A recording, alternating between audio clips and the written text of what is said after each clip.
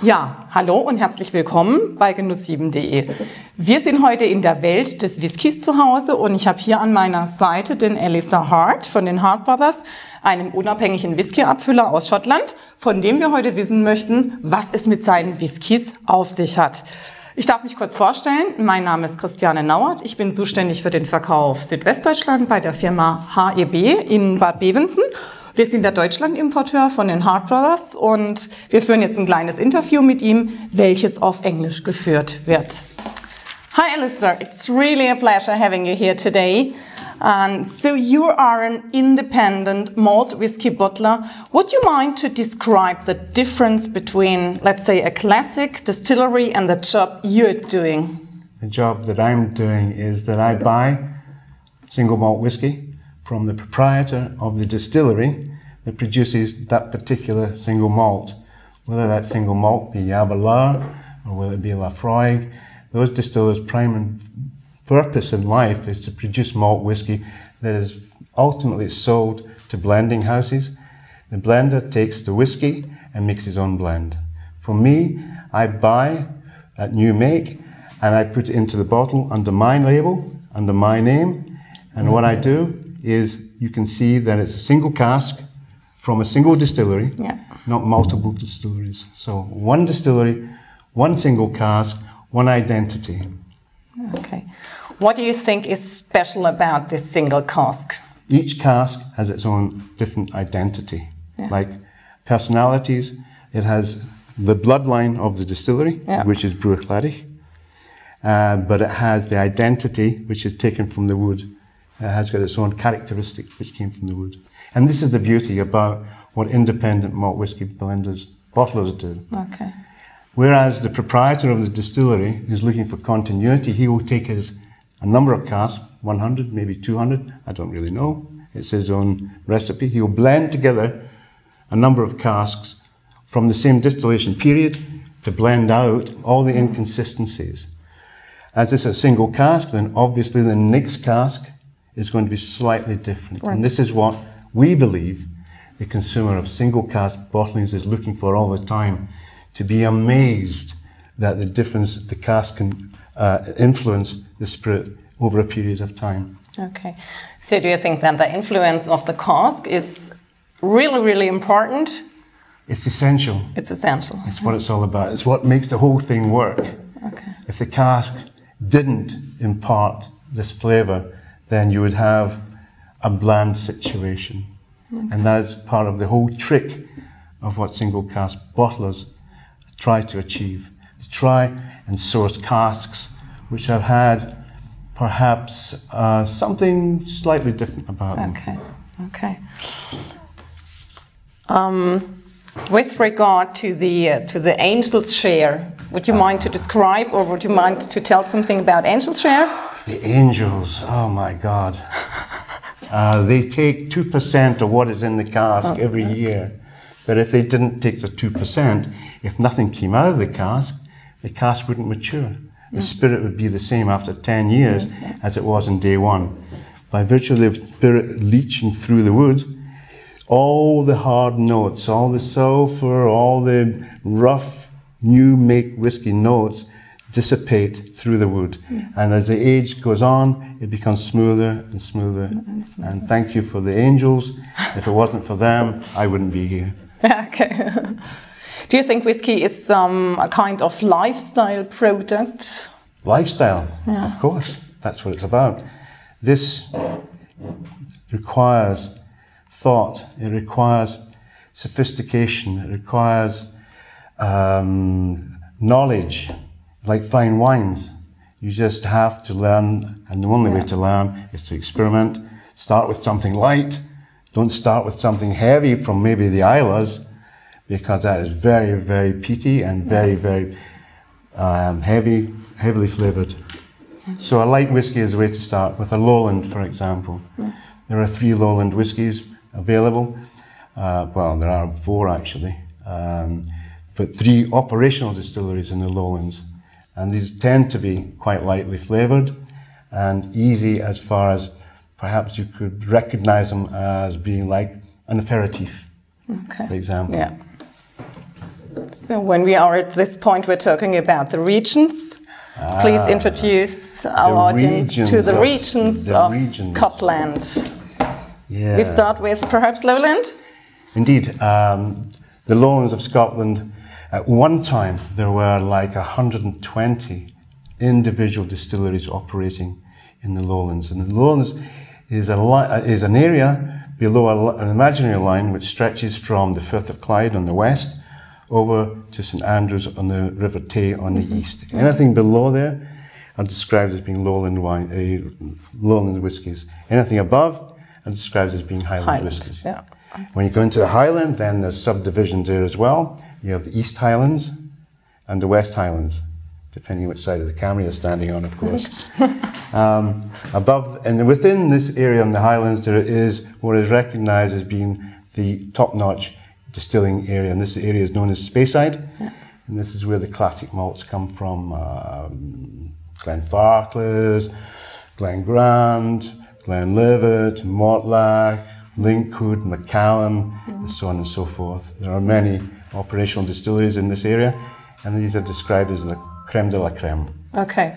Over in the east, over in the west of Scotland, we have whiskies from the Isle of Islay, and there are 8 separate distilleries within this one small island. And these tend to be very heavily peated, very medicinal in flavour, and also very an acquired taste, not for the faint-hearted. So. Okay.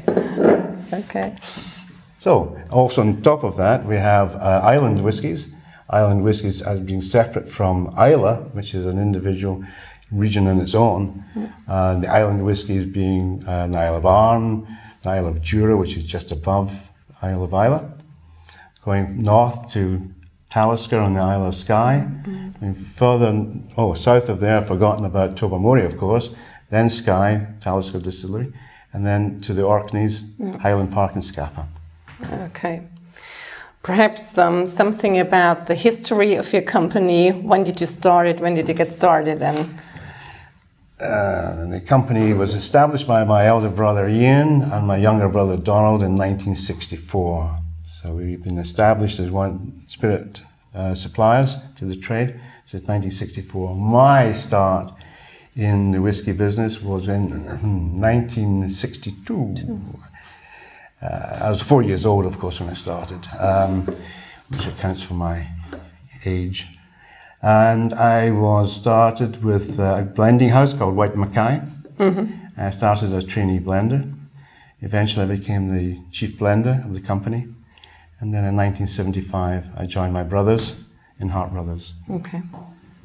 And from there on in, we were blending, wholesaling. But it wasn't until this genre appeared in the market, placed round about the mid-80s, although single malts were already being sold, but prior to the mid-80s, only about 2% of production from malt whisky distilleries was going out as single bottled casks. I see. Now I think it's running about maybe 12-13% of malt whisky production is being bottled as single malts. So there's been a big explosion. A lot of this is down to the German market, of course, also. Okay. Naturally, I would say this. Okay. What we have in the glass now, we would like to taste the whiskey. Today we have the Limburg Release. Limburg Release. Yeah, why it's called Limburg Release? We tried to find something quite special for this occasion in Limburg 2010. 2 years previously, in 2008, I tried an experiment just to see how the change of cask would alter the flavour of the whiskey without doing a finish. A finish by which I mean a cask which may have previously held some fine wine. I'm not a believer in this because I believe that you shouldn't alter the generic growth and maturation of that spirit. I think when you end up putting it into another cask, you create a Frankenstein. But that's my opinion. Okay. With this was done as an experiment to highlight how the cask affects the final outturn of the spirit. So we had 2 casks of Bruichladdich, 13 years old. 1 cask at 13 years old went into the Ardbeg cask, and has had 2 years in the Ardbeg cask, taking from that cask the influence of what was previously in the cask, Ardbeg, 18 years old. So now we have the house style, 15 years old, which has taken from the cask in which it was maturing all the influences that were there. Previously, that cask may have held nothing before. It might have been a new cask. Previously, it might have held a Speyside. So whatever was in the cask or not has influenced this, and this is the house style. As I mentioned earlier, what the proprietor will do is he'll mix a number of casks from a period to blend out all those differences that each cask produces. With this here, there's a marked difference. The heavy Islay of Ardbeg comes through just at the end. Islay being an island containing 8 distilleries, not all have the same intensity, of course. Ardbeg, Laphroaig, Lagavulin, very intense whiskies. Bowmore, not quite as intense. Bruichladdich, becoming a bit lighter, I believe. Bunnahabhain and Kalila, which is in the sound of Islay, are quite light because they're protected. But this is very much a subjective matter. What I believe is not necessarily what you would believe in. So it really depends on the consumer to decide.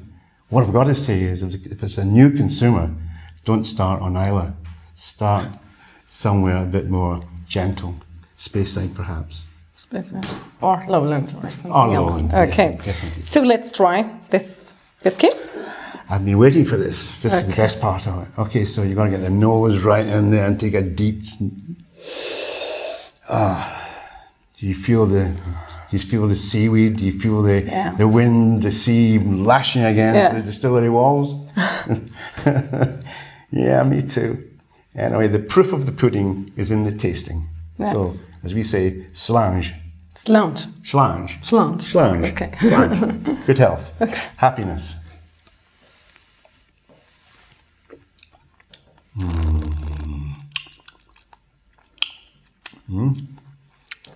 The afterbite. The afterbite. You have to bite, but the alcohol is very open. And there's certain elegance and finesse. It's not too dense. It's not too dense. That's what I like about it. Yeah. Exactly. It's not too in your face. Drink me. So. Oh, yeah. Really beautiful. Nice. Okay. Okay. Yeah. That it? Thanks for having been here today. Tell us something about Scottish Whisky. Ja. Ja, meine Damen und Herren, ich hoffe, Sie haben jetzt Lust bekommen, auch ab und zu sich mal ein Gläschen Whisky zu Gemüte zu führen. Ich wünsche Ihnen ganz viel Spaß dabei mit einer schönen Flasche Hart Brothers. Bis dann. Tschüss.